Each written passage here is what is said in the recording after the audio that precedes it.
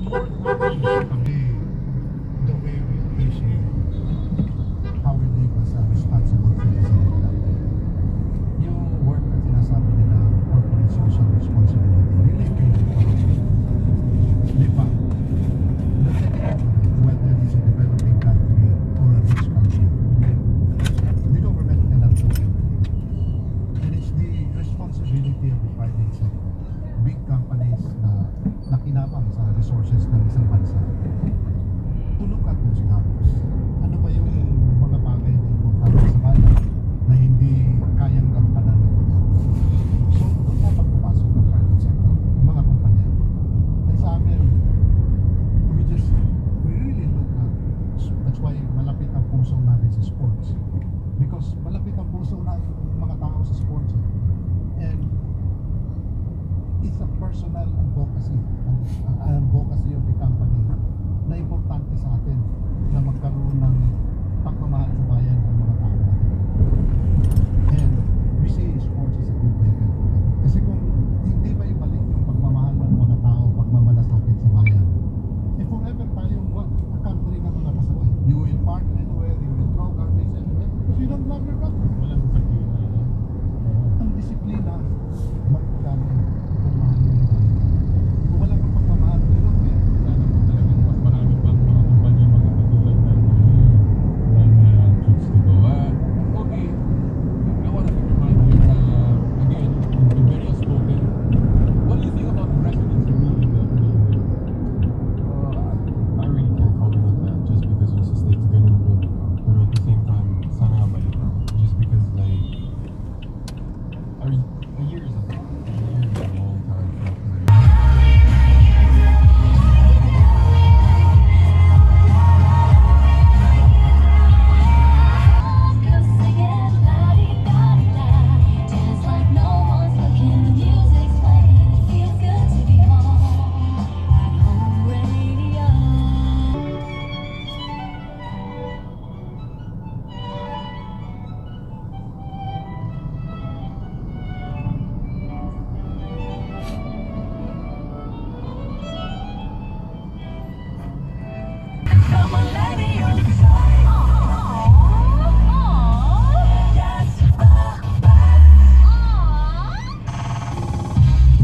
Commercial break as much as before because there's YouTube or Netflix. Kasi dati, you know, when you watch a show, Pokemon, Sailor Moon, for example, and then when there's gonna be a break, you all run to the refrigerator, or to the toilet, and then yung brother mo or sister mo, tagabantay lang. And then once nagsisimula na yung OBB ng show, sisigaw na yan, ito na! Ano na? Bilisan mo! Ganun, diba? So, guys, you're all very, very lucky. For radio, syempre, you can bring your radio stretch to the bathroom naman eh. Yes! Diba? So, wala lang. Natuwa lang ako sa nakita kong meme na yan. Hello to the millennial generation. From our break, and let me just start off by saying that these 4 songs in the set did well this week because they are most potent and also when it's most beautiful. So insulting somebody in such a way that is also beautiful is in itself an art. So that's what I wanna extract from you this morning. That's what I wanna hear from you. So go ahead and do that. And for the benefit of everyone, since we are talking about celebrities and we are on the subject of celebrities now, for the benefit of everyone who did not know how Halsey started out, she actually started out as just any random fangirl on the internet. Like she was that person who was a fan of One Direction, who was very active when it comes to fandom activity. She was one of those. She was one of us. And now look at her, like she's like a full-fledged musical artist, right? She is an indie alternative pop superstar. So it's cool. It's cool that she transitioned from this to that. And my girl, I'm so proud. And if you don't know, my girl back in the day, even when she was starting out, she actually was pretty shady, and not just to random people on the internet, but like celebrities like celebrities who were icons before she even got to the scene. If you would remember, if you would be familiar with Stan Twitter, you've been around for that song and you're actually eligible for like a veterans account now, you would know that this girl actually started out with doing covers and doing ukulele original. So there's this one song, it's called the Hailer song, and basically this was around 2012 or 2011, I'm not quite sure, but around that era. So it was the time when Harry Styles and Taylor Swift were dating, and Harry Styles, as a member of One Direction, was just one of the people Halsey back then worshipped. Like, she was just so enamored by that boy. So since Taylor and Harry were dating and then they broke up, Halsey actually wrote a song about that and was very, very shady. It was in the tune of I Knew You Were Trouble, and then she had the ukulele and her indie girl hair and her indie girl vibe, and she was just singing I knew you were trouble when you snagged style, something like that, like along those lines. And now she's actually making music. I wonder how people think about her now. Like, do people even remember that she started out as that girl? Because she did use her real name, and she used Ashley, which is her real name, and Halsey is actually an anagram of that first name. And I wonder if people still remember her as that girl from back in 2012 and back in 2009, because she did start Twitter on 2009. How do I know this? Oh yeah. Yeah, I know this because first, I did my research. And second, because a fan actually insulted her just recently that she's trying to be relatable to Stan Twitter, not knowing that Halsey herself, before being an icon, I wouldn't go as far as calling her an icon pala. Oh shade, but like, I would call her before being the star that she is right now, before being the alternative / pop star that she is right now, not knowing that she actually started out as a Twitter fan, as a Twitter stan. So that dude just got shut down. And Halsey was like, you know what? I was here since 2009 and I've been on Stan Twitter since, and you don't have to tell me about internet culture because I grew up in internet culture. So yeah, that's just a whole Halsey thing, and pretty weird now that I think about it, thinking how I knew her once as Ashley singing the Hailer song, throwing insults at Taylor Swift for being like this venomous snake, and now to actually being like a musical artist. I wonder if people dig out those things from her past. I wonder what people think about when they unearth that from her past. But it's a very, very creative way of insulting somebody, though, through music, through writing songs, and actually, being creative about it, expressing yourself and expressing your anger and your repressed emotions in such a way that would come out not only a shade, but like a downright insult. Yes, queen, yes. So, pretty cool. And I hope a lot of you would also be able to do something of this sort, maybe get famous in the process. Now that I'm giving you ideas, I want 50%. Okay? So, if you could go ahead and tell me the most creative insult that you can concoct, that you can think about.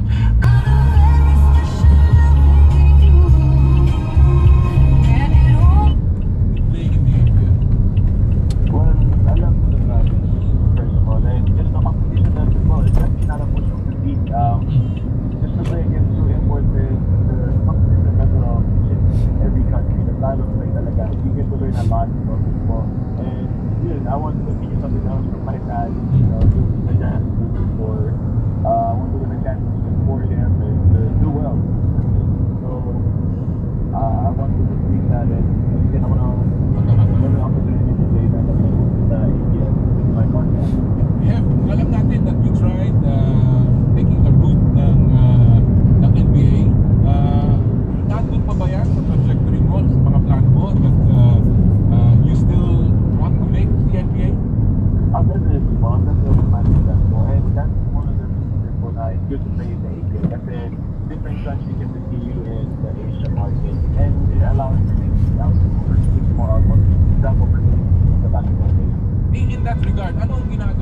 aside from playing the ABL, na makabalik sa at least consideration sa NBA? Are there any plans for you to play in the G League or any plans to go back to the US?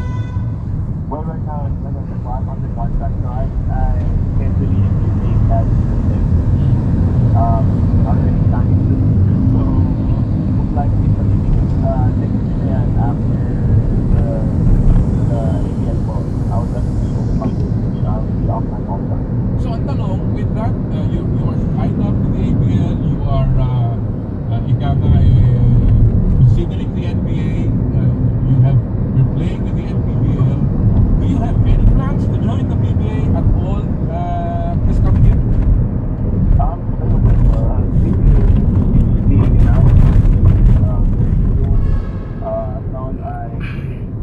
My contract with Arab, then I'm open-minded because I think Christians are not need to build that basketball on the contract. So it's definitely still an option. Pero me, Coach Charlie B, and Coach Jimmy, and Coach Antigo, we're definitely sitting down thinking about it.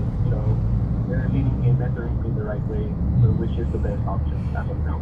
Okay, kasi alam natin ang PBA draft will happen sometime I think in December. Parang Yes, ganun. December po. So, December. as of now, wala ka pang plano?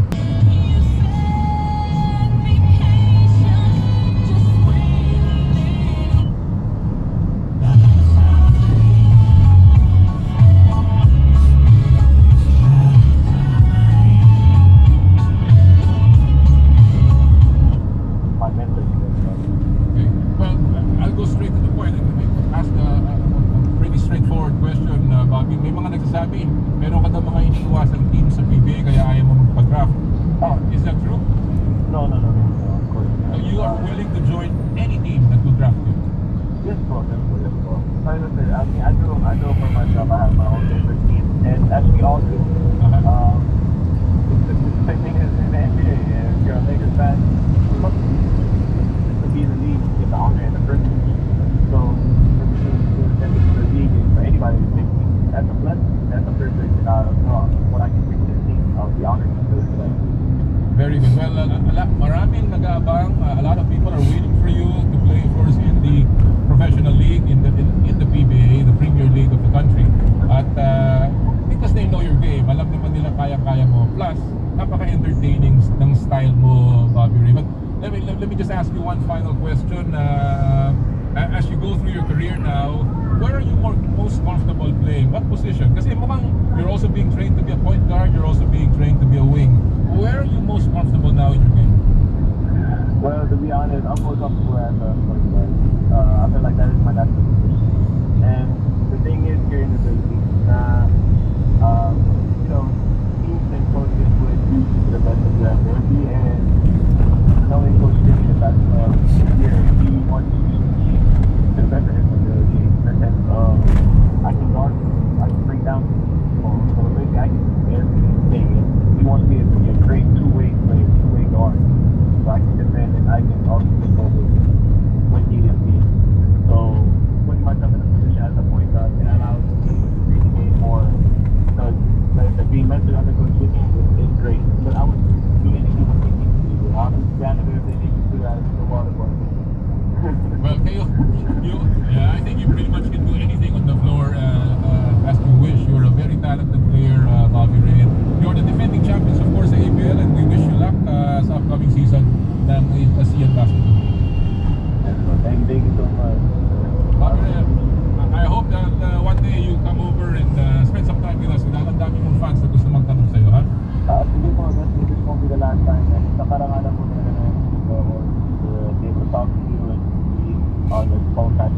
Yeah, thank you for just thinking about me, for having an opportunity to talk to you. Well, who won't talk about or think about Bobby Ray Parks? Maraming salamat, Bobby Ray, for taking the call. Thank you very much. Take care, God bless. Yan po si Bobby Ray Parks, two-time MVP ng UAAP. Of course, everybody is waiting for his return sa big scene, sa PBA. Mangyayari kaya this year? Mangyayari kaya next year? Well, we'll see. Marami pang mangyayari, magaganap sa mga susunod na kabanata. Alright, we will take a break. Sa pagbabalik po namin, i-reveal na namin yung ating pakulo na what happens next doon sa ating mga nag-PM sa ating Facebook page. We will reveal to you what happens next doon sa ating segment na yon. We'll take a short break. Ang oras po natin 12 minutes before the hour of 10 Philippine Standard Time. This time check is brought to you by Renee Mori. It's all about timing. Power and Play with Com Noli Iyala. Isuzu N-Series light-duty trucks, powerful, versatile, and ready to take your business to the next level. Equipped with environment-friendly Euro 4 engines to give you hauling power when you need it. The Isuzu N-Series comes in narrow and wide aerodynamic cabs and cabin improvements like power windows and door locks. So whether you have a small catering business or a small to medium construction company, there's an N-Series truck that's ready to take on the challenge. Visit Isuzu today for the N-Series lineup. Kahit saan ang pangyayari sa Metro Manila, may ulat na kahit anong maganapan. At kahit Sabado pa, walang humpay ang mapag-uusapan. Metro Sabado. Unahan ang season reporter by heart na si Alex Tinsay. Kakibat ang mga matanging reporters ng News 5. Metro Sabado. Iikutin namin ang Metro para saan man ang pangyayari. Nandun kami alas 10 ng umaga hanggang alas 12 ng tanghali sa Radyo 5, 92.3 News FM at Aksyon TV. Mula sa dekada na pinanggalingan ng soundtrack ng ating mga alaala. Your favorite upbeat tunes from a decade that defined a part of our lives. 80s Sabado, pampagising ng diwa, pampagana, pampag-good mood. 80s Sabado, alas 4 ng hapon hanggang alas 7 ng gabi. Be moved, be inspired sa Radyo 5.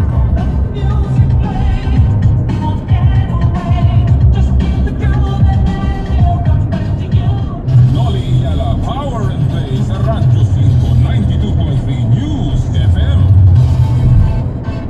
Power and Play with Com Noli Iyala. Meron ba kayong hinahanap na manlalaro o di kaya sports celebrity na matagal-tagal ninyong hindi nakikita o nababalitaan? Ito po ang ating segment na hashtag Anong Ginagawa Mo? And this week, ang ating pong i-feature, ito po ay matagal-tagal na nating hindi nakikita, but he was one of my favorites nung panahon niya sa Toyota. Walang iba kundi si Terry Saldana. Si Terry Saldana po, dating PBA player na naglaro sa PBA ng halos 18 taon. Pumasok po siya sa PBA straight from high school. One of the few players na nakagawa niyan. Ang mga naging kupunan niya ay Toyota, Gilbis, or Ginebra, yung pong Alaska, Pacto, Shell, Gordon's Gin, at Red Bull. Si Saldana ang dapat nanalo ng Rookie of the Year noong 1982, pero siya ay na-disqualify dahil nakasali siya sa sapakan kontra South Korean national team noong PBA Invitationals. Pero nanalo naman, isa pang Saldana ng panahon na yun. Si Terry Saldana nanalo din po ng Most Improved Player noong sumunod na taon. Nung isang araw nakita ko lamang si Terry Saldana, and right now siya po ay isang assistant coach na sa isang koponan dyan po sa Laguna, yung Asia Tech or Asia Technological School of Science and Arts sa Santa Rosa, Laguna. Isa rin po siyang assistant coach dun sa Wang's basketball team dyan po sa PBA Development League, at sa Letran din siya nag-high school noong siya po ay bata pa. Pero itong pinakamagandang kaganapan sa buhay ni Terry Saldana, siya po ngayon ay nagtatapos ng kolehiyo. Kapag naman, pambira, no?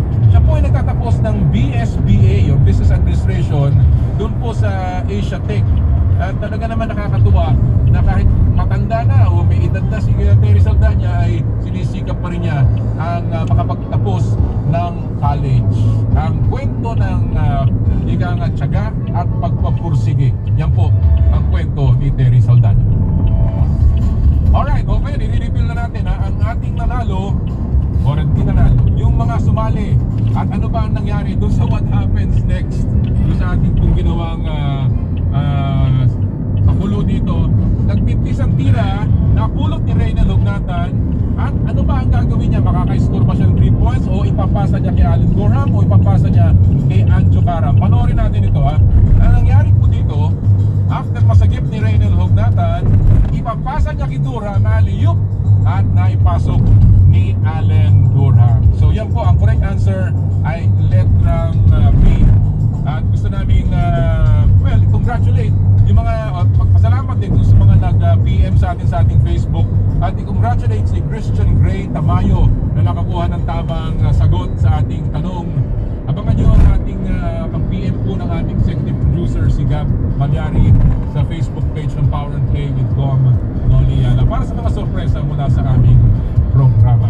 Alright, well, naubusan na po tayo ng panahon. Again, gusto ko pong pasalamatan lahat po ng mga sumubaybay ngayong araw po ito, lalong-lalo na sila Basal Apuang, Adrian Paul Balawin, Marvin Acosta at si Joshua Buendia.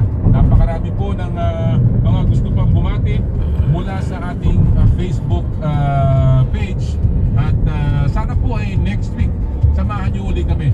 Kung meron kayong gustong itampok dito sa ating programa, mga celebrities of sports, power personalities na gusto nyo kumbaga aming i-guest dito sa Power Play, wag po kayong magtubili na mag-text sa aming power sa aming hotline na